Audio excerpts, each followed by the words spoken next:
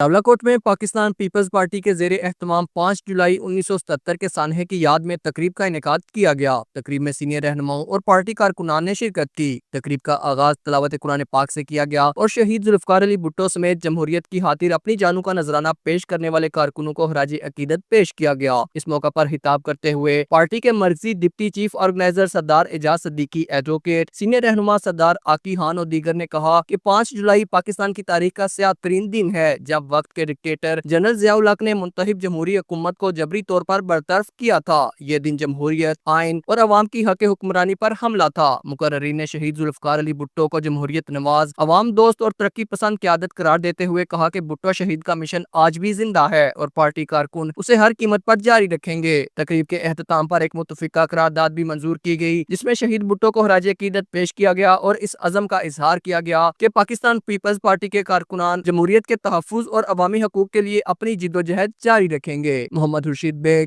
JK news, Rawalakot.